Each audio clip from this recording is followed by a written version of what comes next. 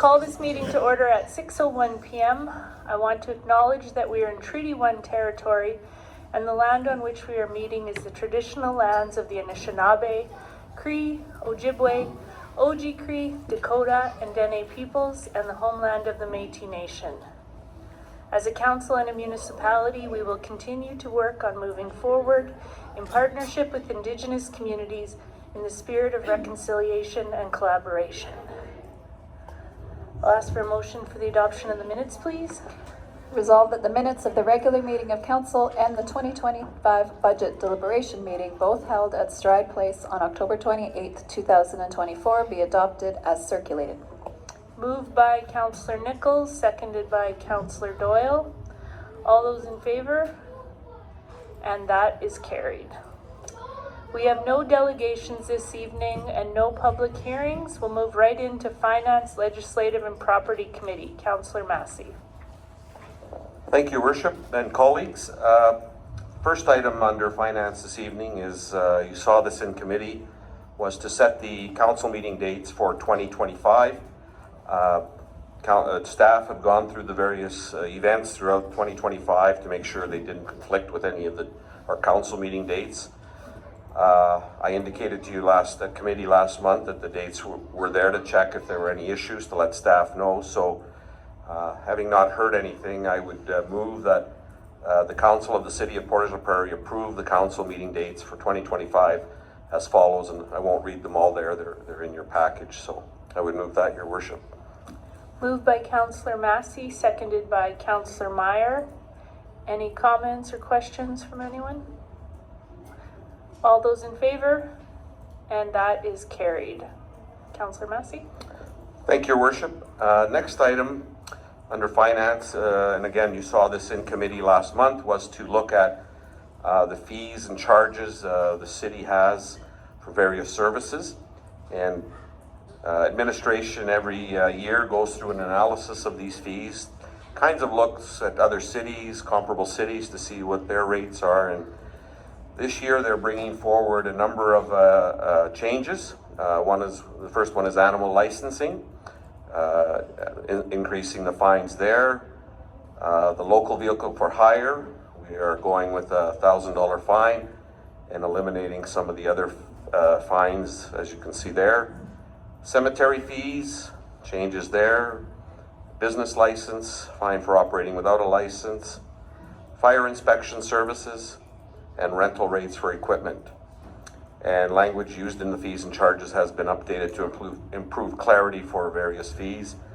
And as you saw in your package, the attachment, there were all the fees listed there of all the things that we charge fees for services. So I would move that the Council of the City of Portage la Prairie approve the 2025 fees and charges. Moved by Councillor Massey, seconded by Councillor Meyer. Any questions or comments from anyone? Councillor Meyer. Thank you, Worship. No real question, but just a comment. Just under the animal licensing, I know that with the absence now of a local vet, and I understand it's still the animal owner's responsibility to obtain the license. Part of that, of course, is taking it in for a regular shot. I just wonder if we've just kind of made any provisions or discussed maybe timelines until maybe another vet does relocate in Portage, or does that come up in discussion? No, I think like currently there still is a vet at least till later this month, and we're hopeful that there'll be continued services in our community. So, but I do think as things come up, and if we do find, then we're definitely going to have those discussions about enforcement, right? Which doesn't, the fees can be set, but whether we lapse some enforcement, because if people did have to travel out of the community to get their vaccines, etc., it would make it really difficult for people to license their pets. Thank you. I just wanted to take that in consideration. I do know the shots are extremely important, no issues, and of course the licensing is extremely important. Sometimes the challenges can be the challenges. So thank you, Your Worship. Thanks, Councillor Meyer. Okay. Thank you, Councillor Massey. We'll move into City Planning and Economic Development. Did we vote? No, we didn't. Would you like to vote? All in favor? And that is carried. Thanks, everybody. Thank you, Diane. City Planning and Economic Development Committee, Councillor Meyer. Thank you, Your Worship. Council, in front of you, you have the report to council that was brought up in committee last council meeting. And simply, it's just a renewal of a lease. We have a couple of billboards that are on both the east and the west side of the city. In relationship to our strategic plan, it does showcase our community by, of course, they're like a way sign and an identification sign. So without going through the entire thing, it's just an extension of two current lease agreements. So the administrative recommendation, and I so move, is that the Council of the City of Portage la Prairie approve the 5-year lease agreements with Archie Nickel and Don Dickinson at $500 for the use of their land for placement of the Trans-Canada billboards, and that the mayor and manager of administration be authorized to execute the leases on behalf of the City of Portage la Prairie. Moved by Councillor Meyer, seconded by Councillor Nichols. Any questions or comments on that? All those in favor, and that is carried. Community Services Committee, Councillor Doyle. Thank you, Your Worship. Community Services Committee has nothing to report this evening. Thank you. Waterworks Committee, Councillor Nichols. Thank you, Worship. Waterworks Committee has nothing to report. Thank you. Transportation Committee, Councillor Porter.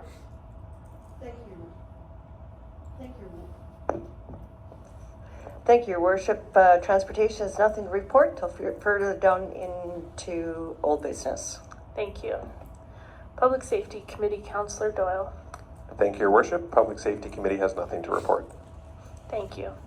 No items of deferred business. We'll move right into new business. We have approval of applications for funding under the Manitoba Growth, Renewal and Opportunities for Municipalities Program. Finance, Legislative and Property Committee, Councillor Massey. Thank you, Your Worship and colleagues. I'm very pleased this evening to bring forward our applications for the provincial government's program, Growth, Renewal and Opportunities Program for municipalities.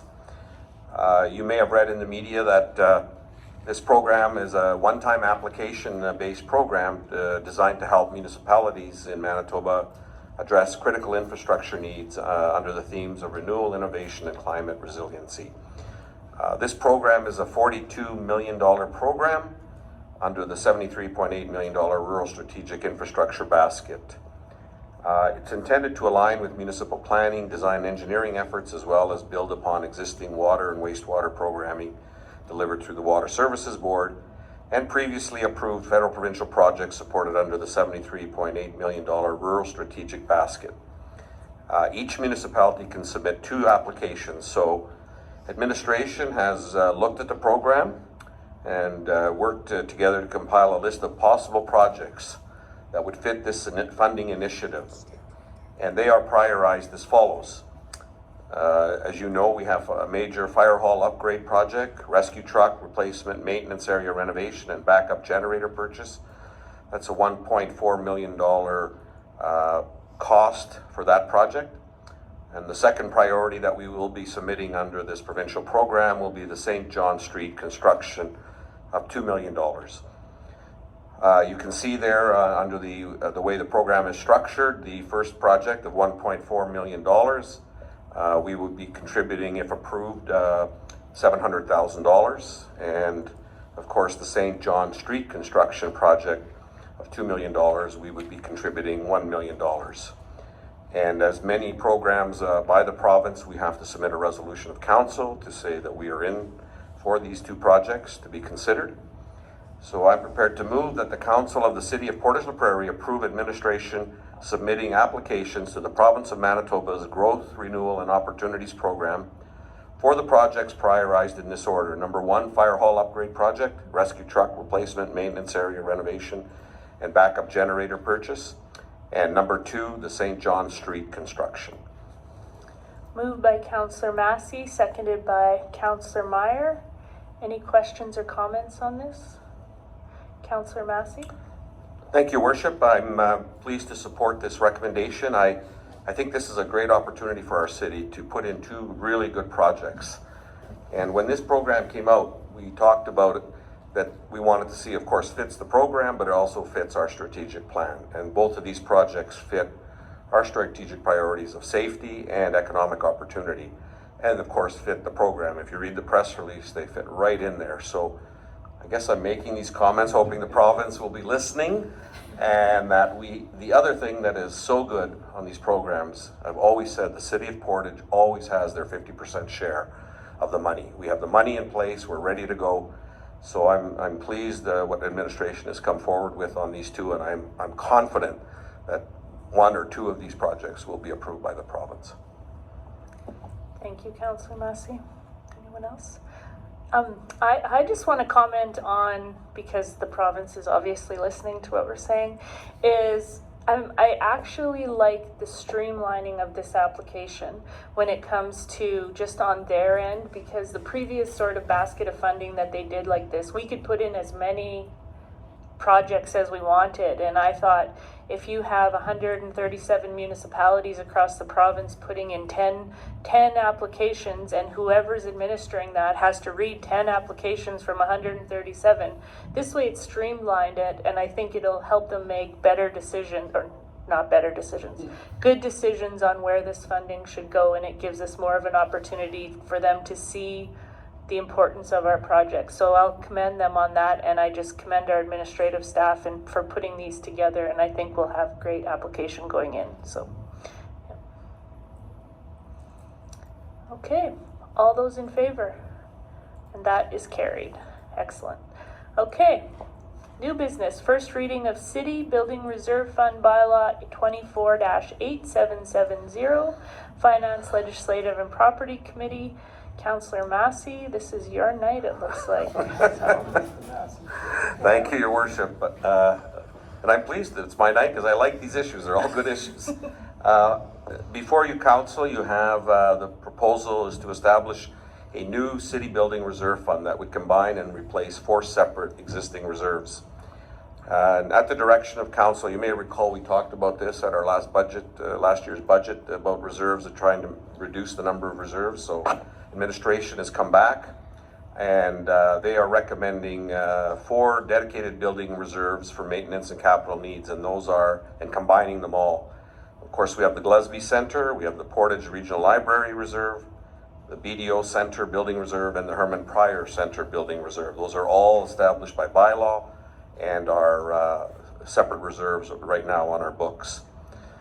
What's proposed is the establishment of the City Building Reserve Fund that consolidates these 4 reserves into a single fund, and this will allow for more flexible planning of future capital requirements for all city-owned facilities, eliminating the need for separate building-specific reserves. So, administration intends to transfer the funds that are in the existing 4 reserves into the City Building Reserve, and this is very important, I think, is although the funds will be kept in one reserve, the Finance Department will maintain separate records for each facility so that when we do our budget, we can still ask about individual buildings. So I would move that the Council of the City of Portage la Prairie approve the City Building Reserve Fund by giving Bylaw 24-8770 first reading.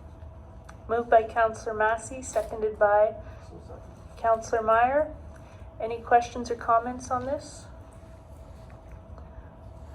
I just have a comment that I think that these reserves and the fact that we're being fiscally responsible and keep investing in them, and the new agreements that we have with rent, etc., shows when you're in these facilities, because you can see that they're well maintained, and I think that's important, and I think it also takes the pressure off the renters of the facilities or the people who are using them to know that they have the city that's there if things come up with roofing requirements, exteriors, etc., that we're there to be partners in keeping the buildings looking the way they do. And I think we can be proud of all of the facilities that are listed here and how they carry on. So, and this will appease our accountants, so that's even better. Thank you. All those in favor? And that is carried. Okay, new business, first reading of Policing General Reserve Fund, Bylaw 24-8771 to amend 20-8712. Finance, Legislative and Property Committee, Councillor Massey. Thank you, Worship and colleagues. This evening, we're looking to amend the Policing General Reserve Fund bylaw to include additional aspects of policing and community safety. In the analysis is in 2020, the Police General Reserve Fund bylaw was established to allocate funding for the retroactive salary cost increase stemming from the first collective agreement for the RCMP, regular members and reservists. Currently, the reserve holds approximately $1,417,000. The retro pay is due to the federal government at the end of March 2025 and is approximately $734,000. With the original intent of the reserve fund satisfied, it's essential to revisit the reserve's purpose. And over the past year, our public safety portfolio has expanded significantly to include the Community Safety Officer Program and the Animal Retention Facility. So considering these developments, administration recommends amending the reserve fund to encompass both operational and capital expenditures associated with the following. And there you see the three bullets: policing services, Community Safety Officer Program, and bylaw enforcement programs. This amendment would create a designated reserve to allocate funding specifically for future expenses related to these critical programs, ensuring we can effectively support and sustain our public safety initiatives. So the administrative recommendation, and I would move that the Council of the City of Portage la Prairie approve the Policing General Reserve Fund bylaw amendment by giving bylaw 24-8771 first reading. Moved by Councillor Massey, seconded by Councillor Meyer. Any questions or comments? All those in favor? And that's carried. So it's scheduled to come back on December 9th for second. Okay. New business, award tender for the provision of electrical services, Finance, Legislative and Property Committee, Councillor Massey. Thank you, Your Worship. This evening, colleagues, we will be awarding the contract for the provision of electrical services to the City of Portage. The tender for the provision of electrical services for a 3-year contract from December 1, 2024 until November 30th, 2027 was advertised on the city's website and local contractors were contacted. This tender was also sent to the Construction Association of Rural Manitoba. There were 2 tenders submitted, one from VNR Electrical Limited and another one from Point West Electrical Mechanical Services. And both were evaluated on the criteria in the tender document. And as you can see, we had 2 scorings. Point West Electrical Mechanical Services had a price of $71,019.20 and had 97.98 points. VNR Electrical Limited had a price of $69,375.21, but had a scoring of points of 93.56. There is an allowance for CPI increase after the first year of the contract for each following year. And each facility has its own budget for electrical repairs. So administrative recommendation, I would move that the Council of the City of Portage la Prairie award the contract for electrical services to Point West Electrical Mechanical Services Incorporated for a 3-year period ending November 30th, 2027. Moved by Councillor Massey, seconded by Councillor Meyer. Any questions or comments? All those in favor? And that is carried. Okay, new business, award tender for the provision of HVAC maintenance services, Finance, Legislative and Property Committee, Councillor Massey. Thank you, Worship. Colleagues, as the Mayor indicated, we're to award a contract tonight for HVAC maintenance services.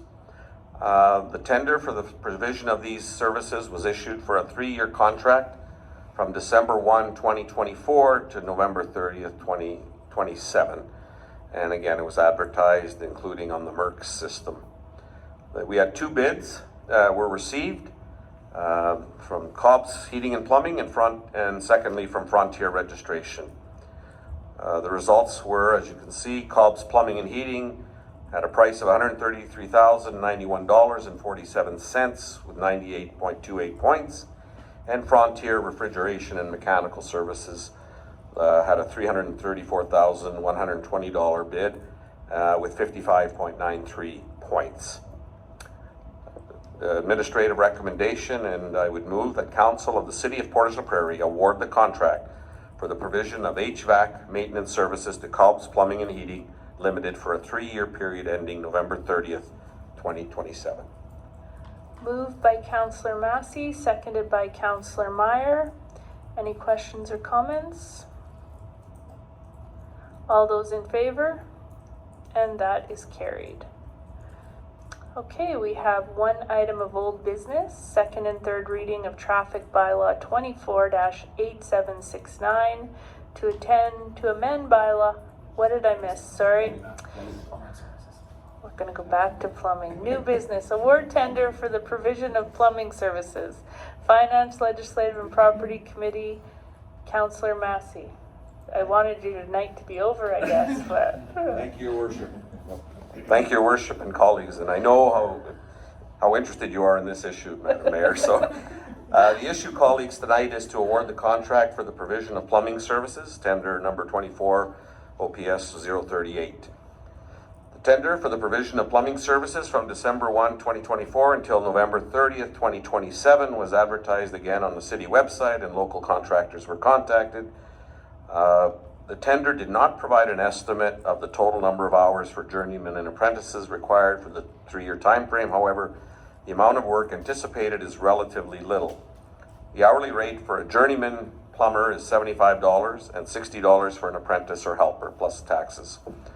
There is an allowance for CPI increase for each year following year 1 of the contract, and each city facility budgets for plumbing work. It's the administrative recommendation, and I would move that the Council of the City of Portage la Prairie award the contract for plumbing services to Cobb's Plumbing and Heating Limited for a 3-year period ending November 30th, 2027. Moved by Councillor Massey, seconded by Councillor Meyer. Any questions or comments? Oh, Councillor Massey. I know I've done lots of talking, Your Worship, but I do have a question. Maybe it's an obvious answer, but with plumbing services, then it's not a sort of a bid they put in like electrical, it's just a flat rate for whatever work is needed throughout the year? Or what's the difference with electrical work versus the plumbing work? The tenders are essentially the same. We don't put an estimated number of hours because they are so minimal. In the end, it's assumed 1 hourly rate. If we had significant or other bidders, it would just be assumed your pricing total would be that 75 plus the 60 for 1 hour compared to the other bidder, whatever their rate is for 1 hour. So it is the same as the others, just because we have such minimal need for this service. We don't want to even have bidders assume they might even get 10 hours worth, because it might not even be close to that. So this is just essentially securing an hourly rate over the 3-year contract and having them guarantee what the rate would be if it was awarded. But I would also assume that's why we don't get a lot of bids on this, because it is such a minor contract for us. Thank you. Any other questions? That's why I skipped right over it. All those in favor, and that's carried. Thank you. Okay, old business, second and third reading of traffic bylaw 24-8769 to amend bylaw 20-8705. Transportation Committee, Councillor Porter.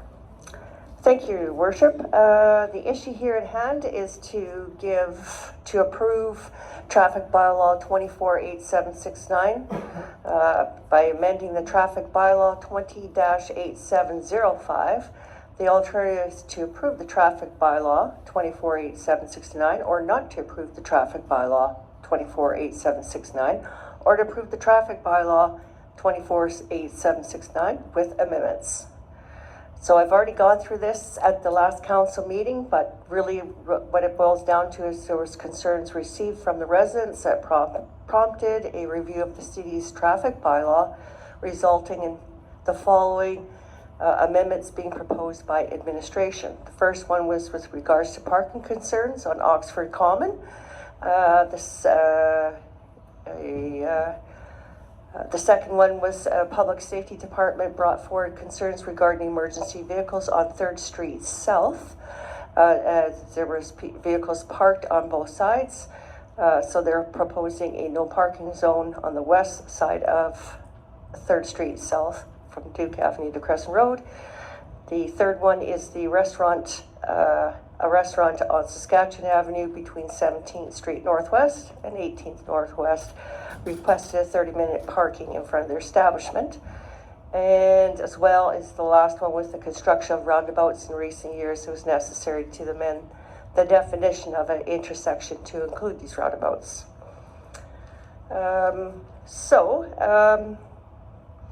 It is administration's recommendation, and I so move that the traffic law bylaw 24-8769 be given a second reading.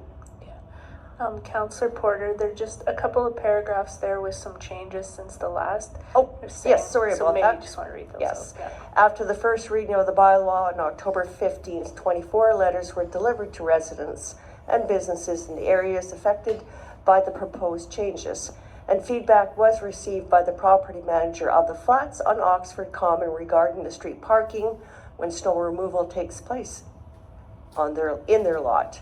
Administration will work with the flats on accommodations during those times, and in addition, the proposed 30-minute zone on Saskatchewan Avenue was adjusted slightly, and the revised measurement is now indicated by the bylaw, on the bylaw and the map. So it is the administration recommendation that traffic bylaw number 24-8769 be given second reading. And Move. yes, and I move that the That's good. yes. Just move it. Yeah. Thank you. Moved by Councillor Porter, seconded by Councillor Nichols. Any questions or comments? Councillor Meyer? Thank you for allowing me to go first there, Madam Mayor. First of all, I just want to start by saying I think we've had the successes as a city from an economic development perspective because of our ability to work with businesses. I think we've listened to them, and I think we've tried to accommodate what we can. I don't have any issue with the Oxford Common related specifically to that street. I don't have any issues with the 3rd Street South from Duke Avenue to Crescent. That's a safety issue. I don't have any issues with the construction of the roundabouts or necessary to amend the definition of an intersection. What I do currently have an issue with is talking about a 30-minute parking area in front of a specific establishment. I think it's important to realize that this really comes down to the fact of another business that's maybe causing a bit of the parking issue that's there, and we got to treat, of course, both businesses equally.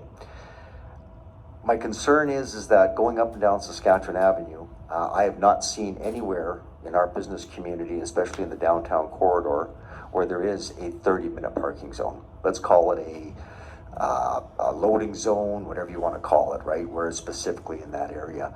Although I feel for the business, I would like to, and I'll make an amendment here in just a minute, but I would like to pull that out. At the end of the day, that may be the only solution, and council may choose to vote for it. But I would really like to task administration with trying to find another solution rather than going with a 30-minute specific parking area in front of another business. My concern is that I believe that every business will look at this and find a way to take it to their advantage. And I think what that does is it just changes our whole focus in regards to our parking strategy, whether it be from 10th Street Northeast right through to Elm Street. So all I would like to do is I'd like to make a friendly amendment by saying that, and we can certainly come back to that one in a minute, that second reading be given with removal of number 3, which is 30-minute parking in front of their establishment. Okay, we have a move by Councillor Meyer, the amendment. Do we have a seconder? Councillor Doyle? Any questions or comments on the amendment? I would just like to speak to that amendment Sure. again, just to reiterate that, again, this may be the only solution, but I think when I look at an omnibus bill such as this, we have to look one on its own merit. And I would really like to task administration with seeing if there's any other options that would be available, whether it be communication with the business owners. Again, I understand the business owner's situation, but again, we have those situations that could crop up all the way around Saskatchewan Avenue. So I will be voting in favor of the amendment, and then we can work on it from there. Anyone else? I have some questions because I'm we didn't see any feedback come from any businesses or people around that area when this went out, right? Because the notices went to all the businesses there. And surprisingly enough, we just did business walks, and that's where I did my business walks and didn't get any comments from anyone either.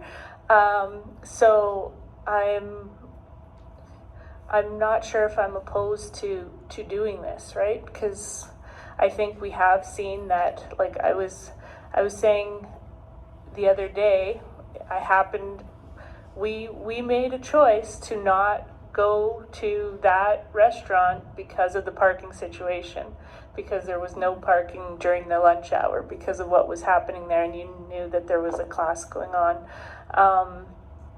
Yeah, and I don't know if this will. I've thought about this after too, and I was thinking about would there be other businesses, and when we talk about restaurants, etc., a lot of the restaurants on Saskatchewan Avenue have back access too, right? That sort of thing. So I'm not sure how I feel about this one. This is a tough one. Councillor Doyle. Thank you, Your Worship. I guess a couple questions I might have is, I believe this would be the only 30-minute parking in the city, if I understand that correctly. The other piece of this would be the enforcement on it. Would our auto chalk vehicle set specific guidelines for visiting this area, or? We do have time limited parking in front of Stride Place. We have time limited parking in front of the Portage Clinic too, they're not restaurants, but they are time limited parking, right? And I think it's more of a courtesy than it is an enforcement, if I'm correct. Yes, it would be enforced on complaint only. It wouldn't be in the regular routine of the enforcement vehicle. So by complaint only. Councillor Meyer? Thank you, Worship. If I could just do a follow-up to that, I certainly respect the time-limited parking in front of areas such as Stride Place, maybe the new hospital, and of course the clinic. Those certainly are a different situation. I'm really referring to our downtown business section, and which is our downtown corridor. The only reason I want to pull this out and just have further discussion on it, again, it may be the only solution, is that it's precedent setting.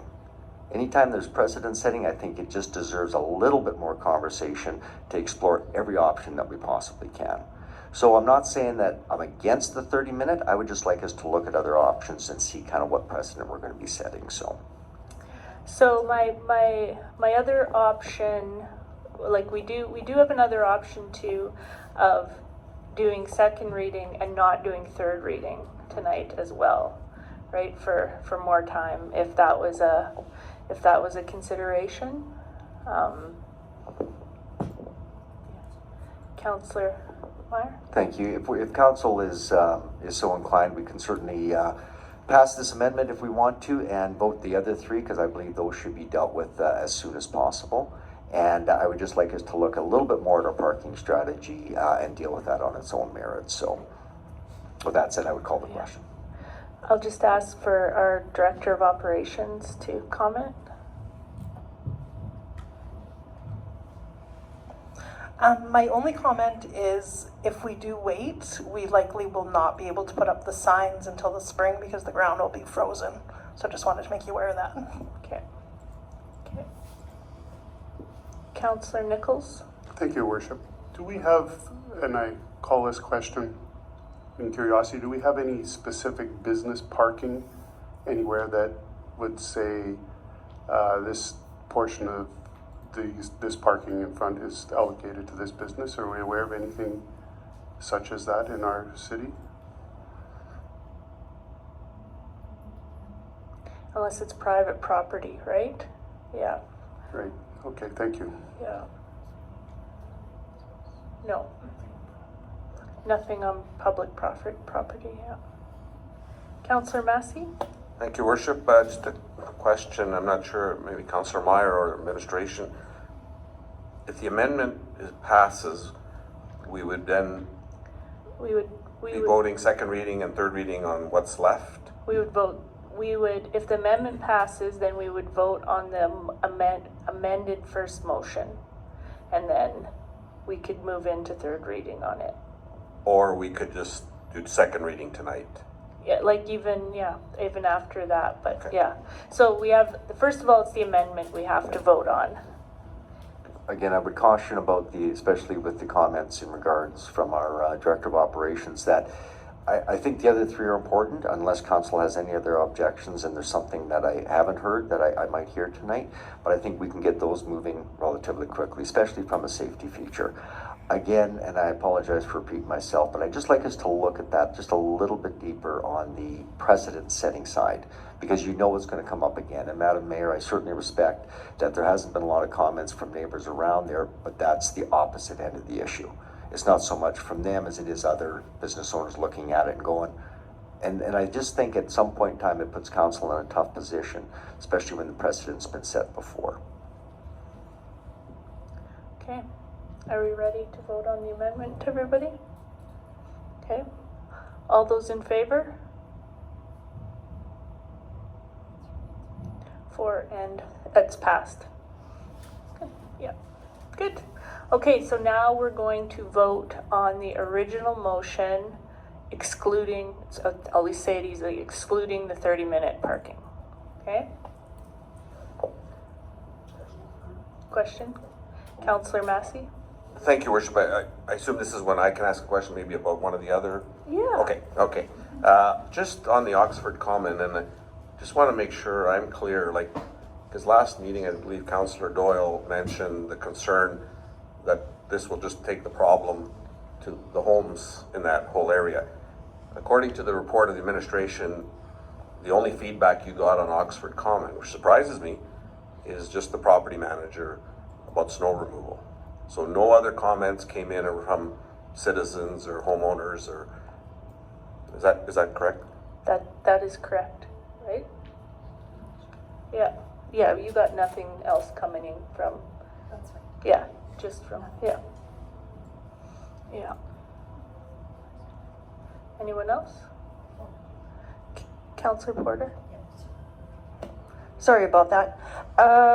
So last, at first reading, with regards to this, I had raised a concern about 3rd Street, about parking on both sides, and the fact that there was actually 2 federal buildings under, or I should say federal buildings, they're under the federal arms, and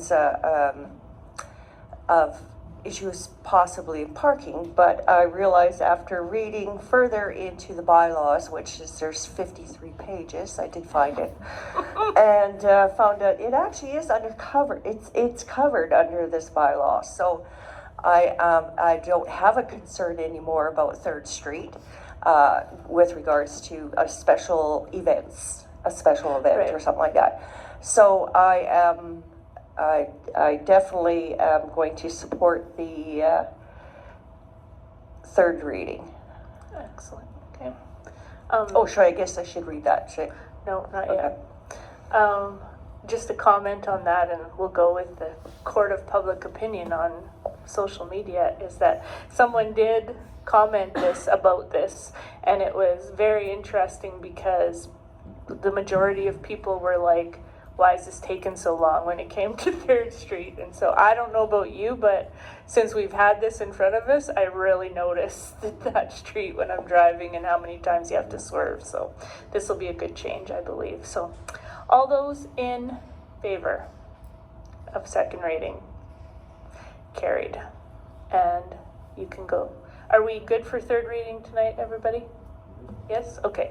Go ahead, Councillor Porter. All right.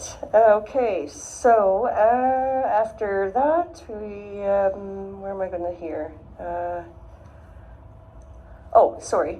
It's the administration recommendation, and I so move that the traffic bylaw number 24-8769 be read a 3rd time, finally passed, signed, and sealed. Moved by Councillor Porter, seconded by Councillor Nichols. All those in favor? And that is carried. Excellent.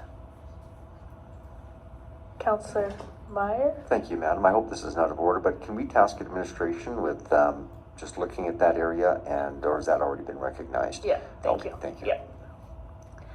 Thank you. Okay, we will, did I say adjourn already? Adjourn council at 6:41 and move right into committee. We'll call committee to order at 6:41. Finance, Legislative and Property Committee, Councillor Massey. Thank you, Your Worship. I'm sure you're pleased to hear Finance, Legislative and Property has nothing to report in committee. Very, no, just kidding. City Planning and Economic Development Committee, Councillor Meyer. Thank you, Your Worship. City Planning Economic Development Committee has nothing to report. Thank you. Community Services Committee, Councillor Doyle. Thank you, Your Worship. This evening we have a presentation from Communities in Bloom. So I would like to call Ms. Kathy McFarland to the podium to give her presentation. Welcome, Kathy. You just have to hit your little talking person there. Yep. Okay. I should have worn higher heels. They're short, which I am, I know. Oh. Okay. Okay, I was not planning on going over the evaluation in any great detail, but if I can sort of move the thing to the summary, exit, help. Thank you. Thank you. So I'm hoping that you have read through the detailed evaluation, and of course I will be open to questions, but I don't want to have to go through all the paper that Kathy, is there. you gotta just. Oh, I've got to talk into Or just here, even don't move I? it closer to you. Yeah, there you go. Okay. There you go. I've forgotten a lot of these things, since I retired. I know. Okay, so the highlights, and these are all the positive things that the judges had to say about their evaluation of the city, is they were very impressed with the Saskatchewan Avenue project. One of the judges that was here this year was also a judge last year and could see the progress. And then we've also had other people who are on the board at Manitoba Communities in Bloom that have been here previous years and noticed the progress. And so kudos on that project, because I actually hear just positive comments about it, which is amazing, because you always seem to have something negative to say, right? Somebody. But they did really compliment us on that project. We talked to them about the graffiti removal that the green team does, and we did travel all over the city when they were here, and there was very little, if any, graffiti that they saw, which was great. They talked about the Peoria leadership and what's happening with recreational facilities. They made special mention of the active transportation network. And when I'm talking there, I'm talking about the pathways and the bike paths. And of course, that's very evident on Saskatchewan Avenue as well.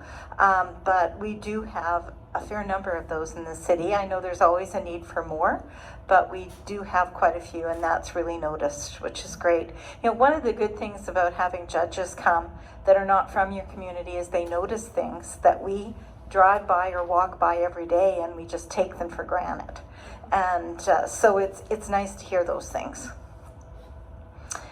Both Carly and Jocelyn did come and speak to the judges and explain to them about bioswales and water pollution control and water treatment and all the things I don't really understand, but they were very interested in that, and that was very helpful, because Communities in Bloom sounds like it's all about flowers, but it really isn't. It has got a component of floral and landscaping, but it's really a holistic view of your entire community, whether it be heritage, the cleanliness of the community, the participation of community members in volunteering to make it a better community. So we feel that it's a good program to really illustrate how healthy your community is. We did stop at the Railway Museum when they were here.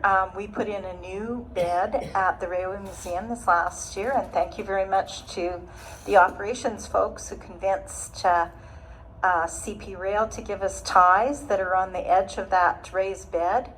And Jeffrey's Nurseries gave us perennial grasses, and then someone who was cleaning out the perennial bed gave us things, so we put that in there.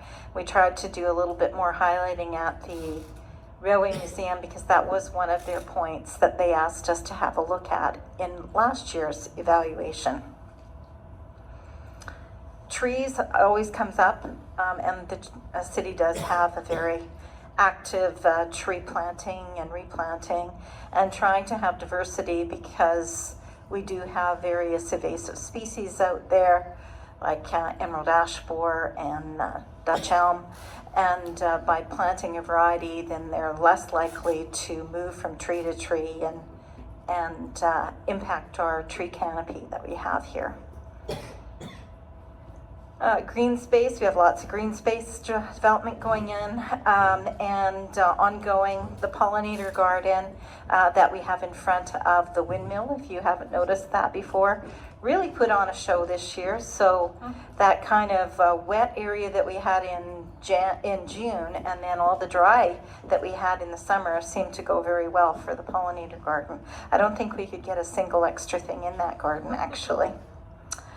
Homeowners, well-kept yards, and this year the City of Portage participated with 6 other communities in Manitoba in a program with Scott's Miracle Grow. You may have seen some yards with these signs on them. It was for a best garden contest. So we're very impressed by the support we got from Scott's nationally.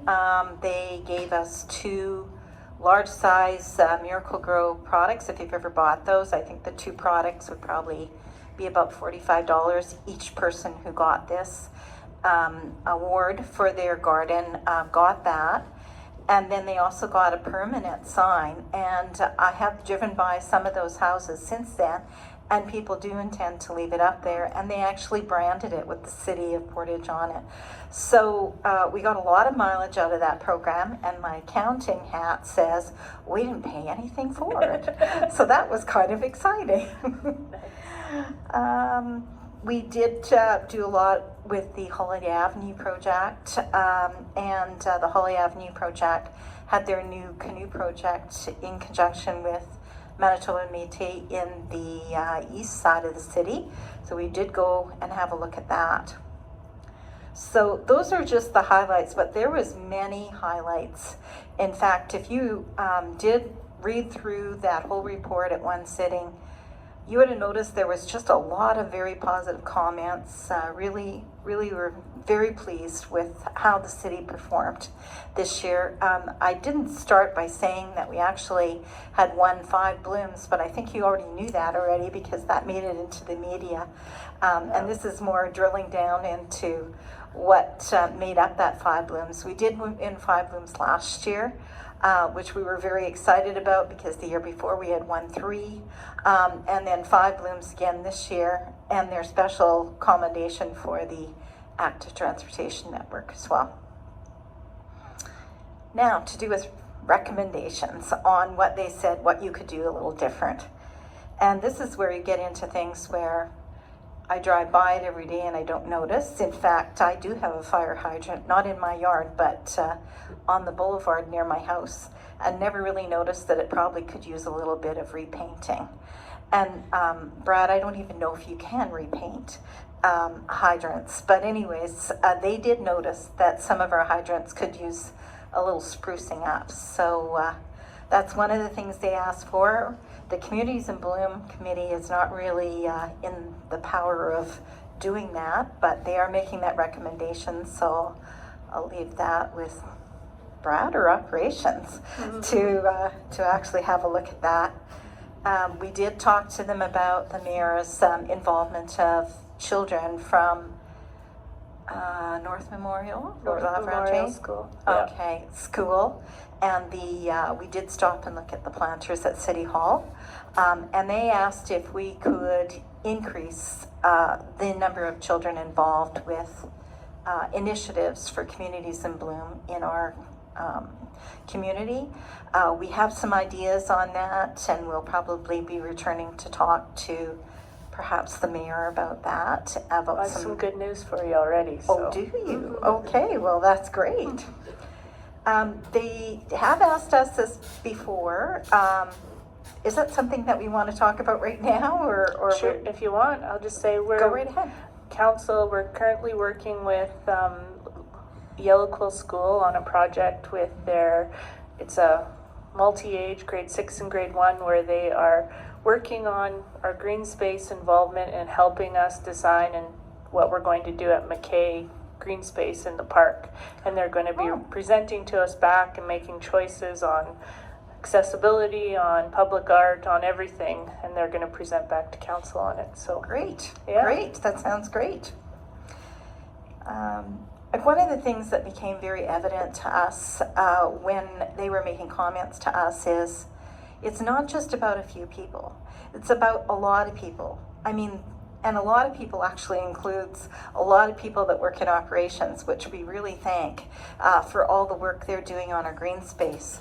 But we do have many community volunteers, whether that's on their own or just deciding to take up the initiative, that are doing things. I know myself, when I've been over at the Rotary Duck Pond, more than once I've had people stop and say, gee, I really like this, and can I help out? Well, sure, weeding is not my favorite thing to do. And the fact that somebody wants to take on some of that work, I'm more than happy for them to do that. And they want to do that. They want to be part of being involved in the community. So I think that says a lot about the city of Portage. Rain barrels and outdoor composters came up again. Came up before. I know there are some programs out there to participate at a city level where it would give homeowners a reduced cost to purchase those. I don't know if those things are still available, but that's something that they would like us to have a look at. I do know Crescent View School did a fundraiser with it last year. So, yeah. Okay, great. Heritage education, that's good. Tree maintenance, there were some trees that they noticed that were on their last branches, last legs or whatever. And I actually did notice this fall when I was going down the Crescent that the city workers did have an opportunity to attack some of those really old trees along the lake that looked like they needed some touch-ups. And so I think that's great. You know, often what happens is we run out of time, but this year we haven't got the snow yet.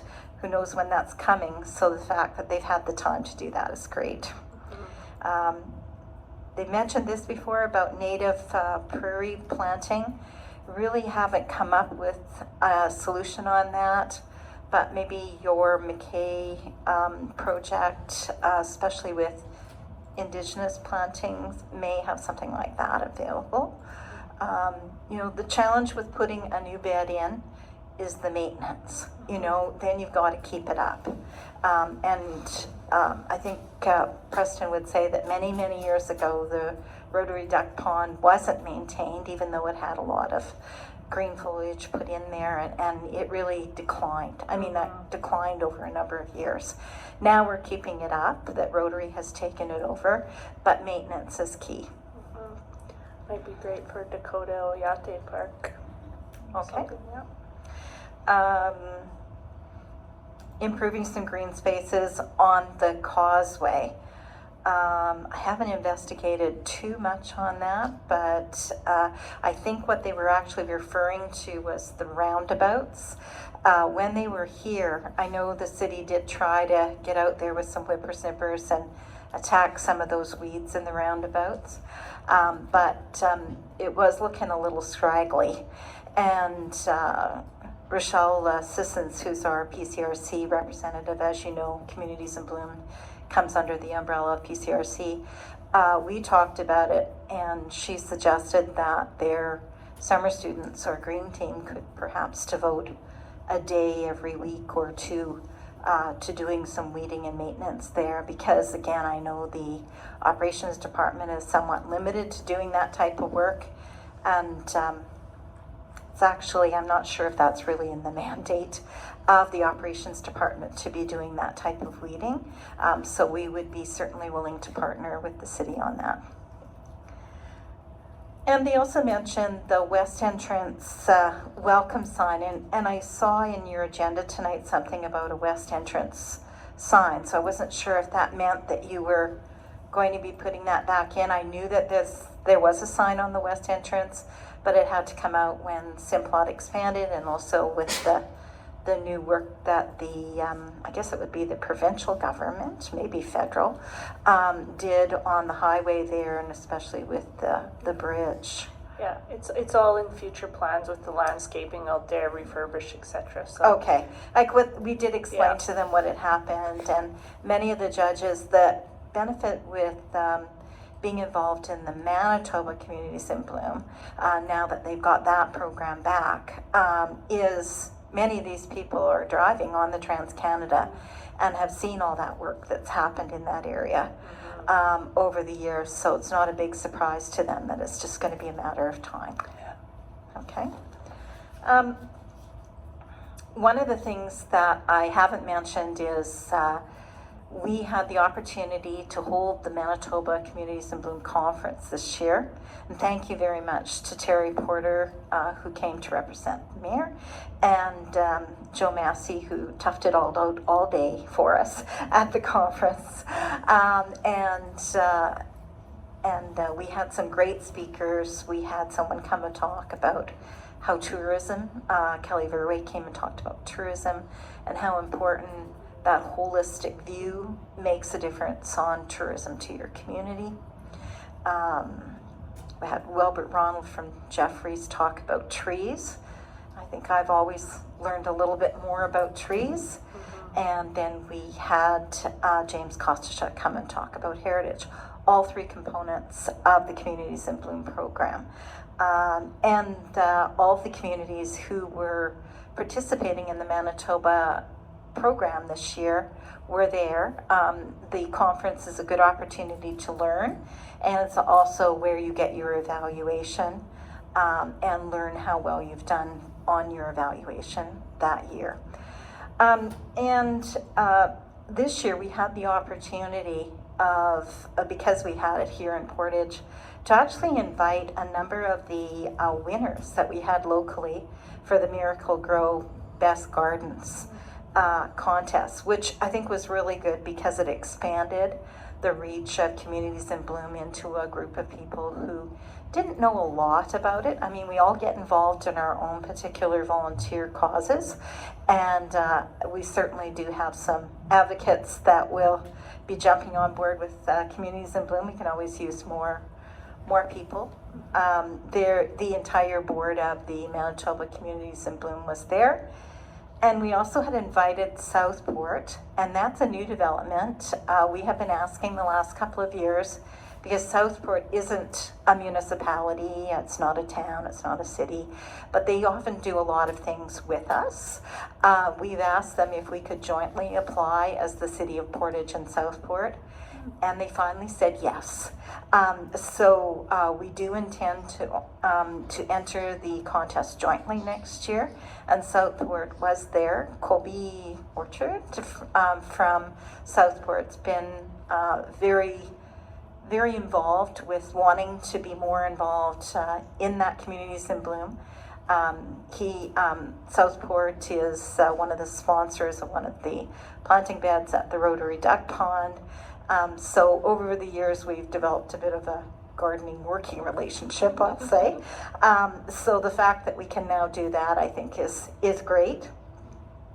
We also know that Communities in Bloom nationally has chosen their theme for next year. Every year they choose a theme, and every year I usually call up the operations department or text them and say, this is what the theme is, and it's usually a different color of flowers, and then it's usually Brian that I talk to that talks to their vendor and says, well, can you include some more of this color type of thing? This last year it was orange, it's not like a real favorite color for plants, but I definitely see orange in some of the planting pots and different beds that the city had. This year it's not going to be a color, it's actually going to be edible gardens.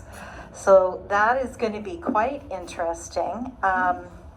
Not every garden will be suitable for edible, but edible has got quite a wide group of things. There is definitely aromatic herbs, like, for example, sage, that might work in some areas and combine it with some annuals.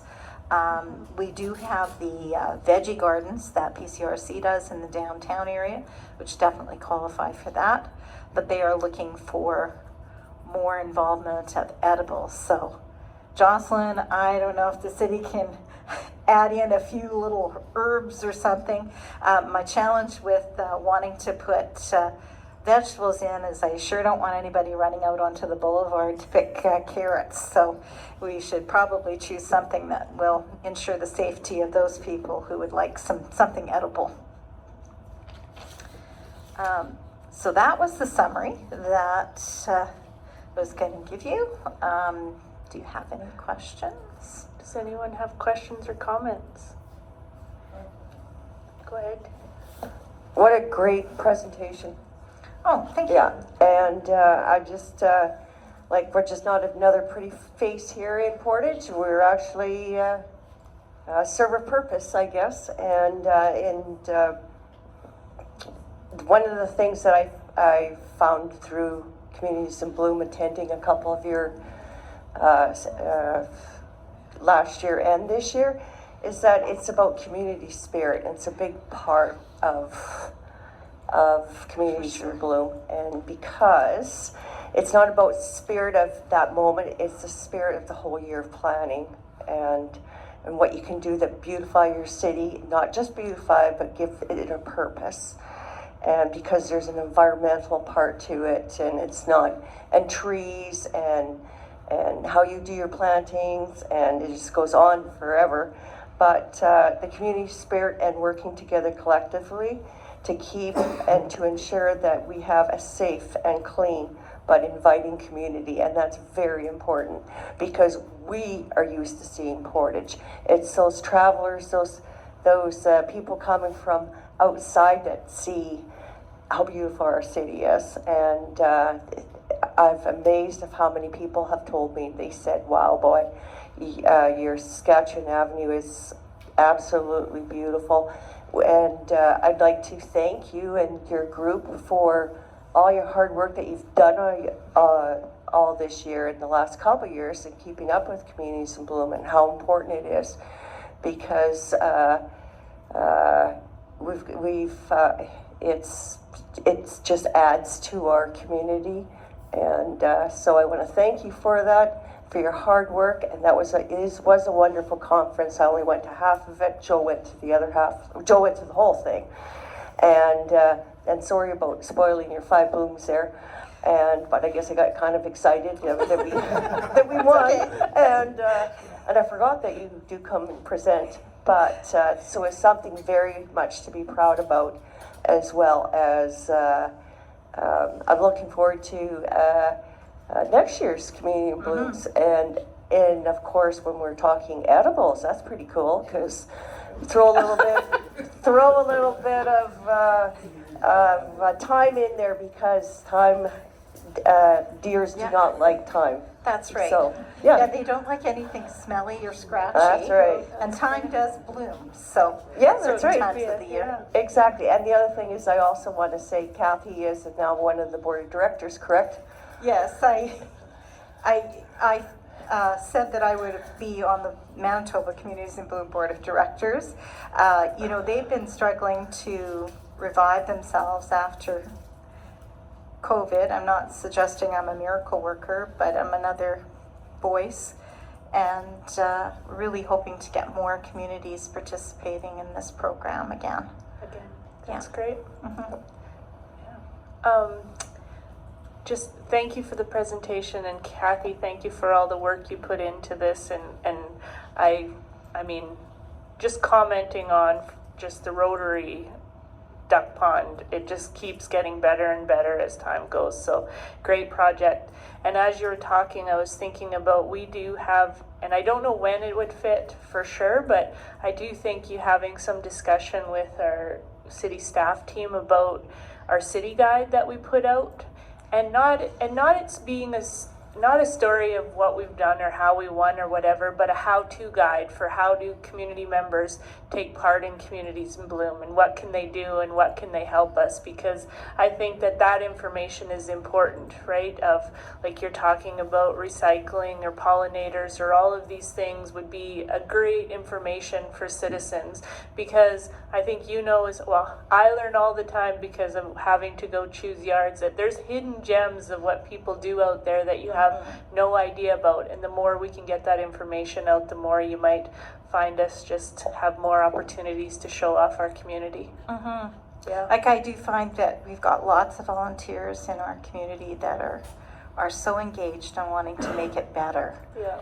And at the conference, we had invited the Holiday Avenue project, and the other benefit was there was other communities that were there that were interested in what they were doing and adopting those ideas within their own community. One of the judges commented on the boulevard, the plantings. I think the point where we had the conference, it was around Thanksgiving or so. So they had those hydrangeas and pumpkins, I think it was, and different things. So they just thought that was a really neat idea. And we invited the Junkyard Dogs organization to come too. And that's the thing that like, nobody's sitting here saying, well, the city has to do it or you have to do it. We have people who are just rolling up their sleeves and getting involved, and the overall impact is great for the whole city. Great. Thank you, Kathy. We appreciate it. Well, thank you for allowing me to do this, and I'm going to leave you 2 certificates. First off, the one that designated that we won 5 blooms again, and we also received a certificate thanking us for hosting the conference this year. So I'll just walk over there. Okay. Thank you. Thank you, Kathy. Awesome. Okay. Perfect.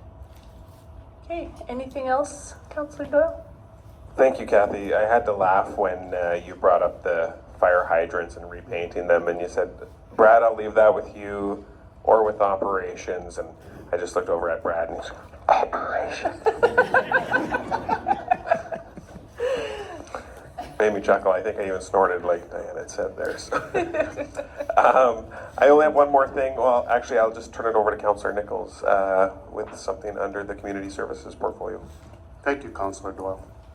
Through your worship to, everyone here and everyone, I had the opportunity to represent in 3 different ceremonies this past week for Remembrance Day. And I feel I need to send some information out that the folks who weren't there. The first one I went to was No Stone Left Alone, and it was held at Hillside Cemetery. It was so well attended in terms of dignitary elders, and it was very well organized by Mackenzie's Funeral Home.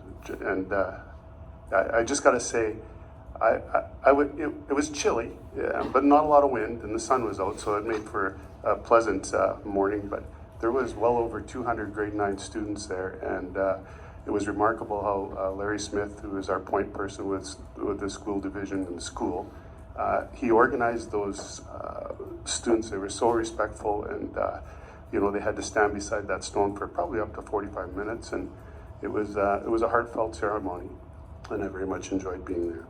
The other one I attended also was the PCI ceremony, and again, our point people on that were Larry Smith and Jay Dewis, and again, a gym full of 10, 11, and 12 students, and so respectful, and it was really pleasing to see how engaged they were with the presenters that were there and the stories that were being told, and I enjoyed that very much. It was good. And then on Monday, Remembrance Day itself, I was able to represent the city in Langaree for for the city, and the Legion hosted that at Stride Place, and a very well attended. I saw numbers of the city staff there and councillors, and it was a well planned event, and it went on minute by minute, and it was so it was again heartfelt. There was a ton of groups there. I couldn't really comment on how many there was that had partaken, but there was, you know, the military themselves, our RCMP, the color parade was well done. Soloists and yeah, so lest we forget, and yes, I just thought I'd bring that to our attention. Thank you, Councillor Nichols. Community Service Committee has nothing else to report this. Oh, Councillor Massey has something to report. I'm just going to comment first on the since we're on Remembrance Day. On Friday, myself and Councillor Nichols and Councillor Doy attended the Red River Manitoba Métis Federation put on the Indigenous Day ceremony at the Legion. They hold it in a different community every year, and that is, in case you didn't know, Indigenous Veterans Day has only been happening since 1994. So it's not that old of a ceremony that they do, and I think one of the messages that I think is very important is that it's not to take away from November 11th. It's just another day to really recognize the Indigenous First Nations, Métis, and Inuit people who served our country. And when you really heard the stories and heard the discrimination that happened and what happened when they came back, and that they weren't given the services that other veterans were, and the reason why they've decided that they need to have another day of recognition for it, it was quite moving. 12,000 First Nations, Métis, and Inuit people served our country, and over 300 lost their lives serving our country, and I think it's just important that we recognize that. And we're grateful that the Manitoba Métis and our also local Legion put on this wonderful event. So. Just a quick update, Your Worship, because I had a number of citizens ask me about the position of the library director. We are in the process, with the help of Brandy at the City of Portage here, who's in Human Resources, started our recruitment. There'll be some ads put in this weekend's Free Press and Brandon's Sun. We have done some other advertising, hopefully getting down to a list of candidates that we could interview. So it's in process, but you know, we've lost a very good library director, but hopefully we'll be filling that in the next immediate future and have the library with a new director. So just an update, because I know some citizens had asked me where we were at with that. Thank you. And now I have nothing else to report. Thank you. Waterworks Committee, Councillor Nichols. Thank you, Your Worship. Waterworks Committee has nothing to report at this portion of committee. Thank you. Thank you. Transportation Committee, Councillor Porter. Thank you, Your Worship. Transportation has nothing to report. Thank you. I have something to mention. I forgot to tell you. Sorry. I was leaving my house the other day and pulled up to a stop sign on a street, and an older gentleman was in front of me, and he stopped and he got out of his car and came to my window, and I'm like, what did I do? I was like, I thought I backed out wrong or something. He stopped me to tell me how exceptional the snow removal was in our neighborhood last year. And he went on to say he has never seen it better, lived in our neighborhood for a long time, and he went on to say, you could just see that he takes pride in what he does, and he does this, and goes on. And I was very happy to tell him that the majority of times I saw the snow removal being done in my neighborhood was being done by a woman. And he's like, that makes sense. So anyway, I just have to say is that he did. Cars were driving back, but anyway, it was nice to hear. And I said, we're ready for snowfall this year. So the fact he thought about it all the way from last winter was pretty impressive. So, okay, Public Safety Committee, Councillor Doyle. Thank you, Your Worship. Public Safety Committee, I do have one thing to report actually this evening. Mayor Knox and I attended the kickoff to the 2024 Operation Red Nose campaign today. So The 2024 campaign starts on November 29th of this year and goes every Friday, Saturday through the end of the year, up to the 27th, 28th of December, and then again on New Year's Eve. So they are looking for volunteers, for drivers for the program. Mayor Knox and I did it last year. It's a lot of fun. They're looking for teams of 3, and there is availability in every day that it operates, running between now and the end of the year. So all you need to do is go down to the police detachment and get a criminal record check done. Just let them know you're doing it for Operation Red Nose, and it will be free of charge. And then you can contact the local Operation Red Nose, or you can go on their website at operationrednoseportage.ca, and they have an online platform this year where you can click and pick your times and days and enter your team members' names and stuff like that. So they've streamlined it pretty good. Other than that, I have nothing else to report under community. Which one am I? Community public safety. Sorry, I'm covering for someone tonight. Thank you. Thank you. Just a couple of things before we finish before our next meeting. We as council, as everybody knows, that we do a strategic direction at the beginning of our term. And so we are going to be doing sort of a follow-up ourselves to make sure that we're on the same or on the right track and see where our next 2 years are going to go. So I'm looking forward to that. And also most of us will be attending the Association of Manitoba Municipalities Fall Convention in Winnipeg prior to our next meeting. And then also most people will have seen that our city manager, Nathan Pito, has tendered his resignation with us and will be leaving us at the end of January. We are sad to see Nathan go, as he has been a real asset to our city and to our team as council and our team as city staff. But he is moving into a new career with Southport as their new CEO. We're very proud of him for advancing his career like this, and like we have said, although we are sad to see him leave our team, we're very happy to see him stay in our region. And we know Southport is a great partner of the City of Portage and the RM of Portage, and often what we do it in conjunction with each other, and lots of great things happening out there. So we know he'll be a great choice to help lead them move forward into the next many years. So we will be starting our recruitment process.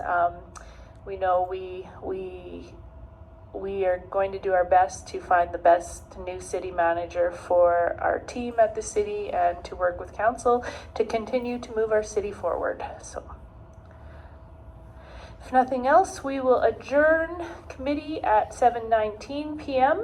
and we're going to move right into our organizational meeting. Just give me a second here.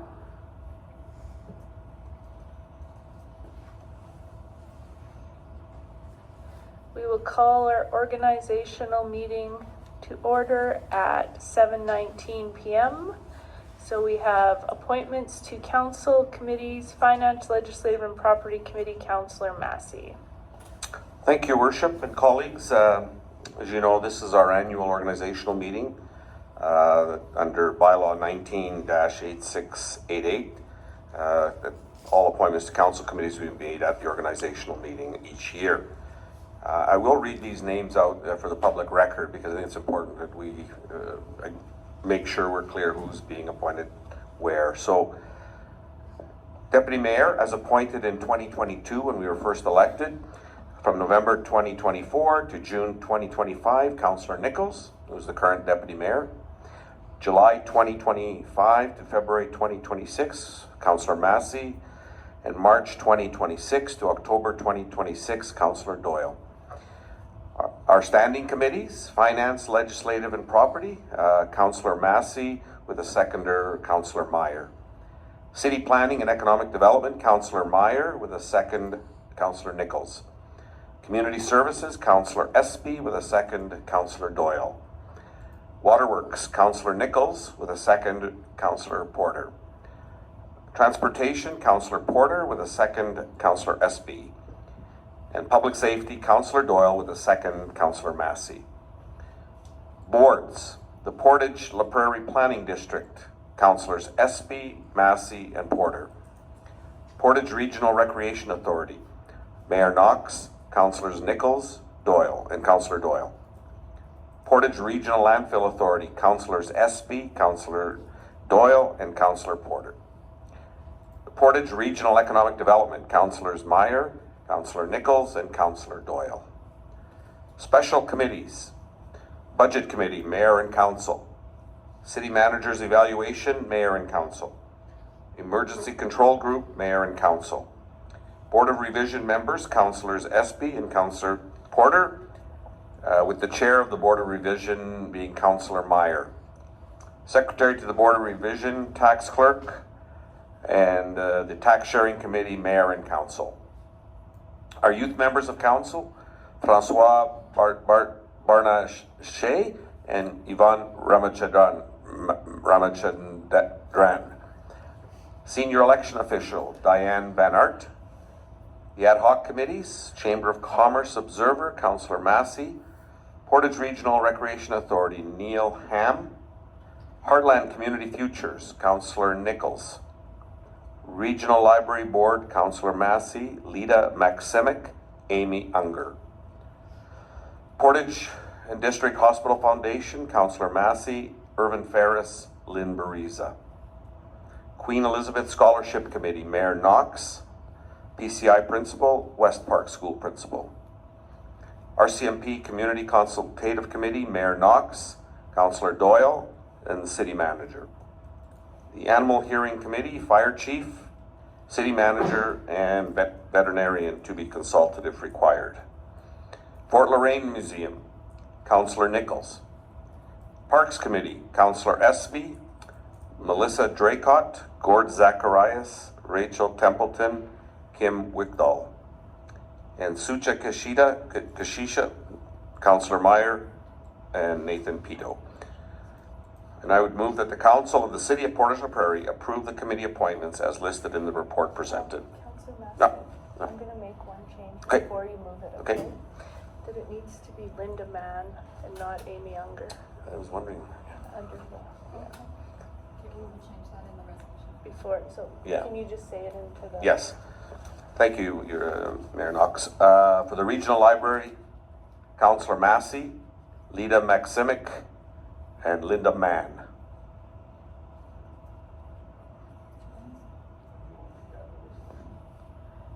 Yeah. M-A-N-N. Yeah.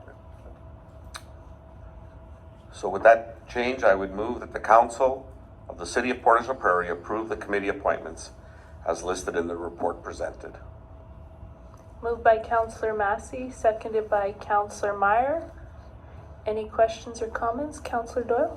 Under Sudakachicha, should we make the change, Councillor Meyer and City Manager?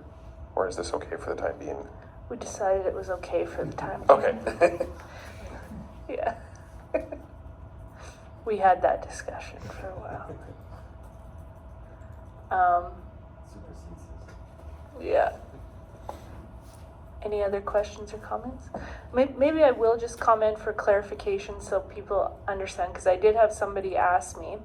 For the hospital foundation, you'll notice history past, and I don't know if I mentioned this last time, is that the mayor typically used to sit on the hospital foundation, but I'm not sitting on the hospital foundation because it's a conflict with my other daytime employment, as we're both fundraisers, and so that's why the former mayor sat on there, and now we just have the opportunity to make sure that we have a member of council on there, so that's why those changes happen. Okay. All those in favor? And that is carried. Thank you. We will adjourn organizational meeting at 7:25 p.m. Thank you.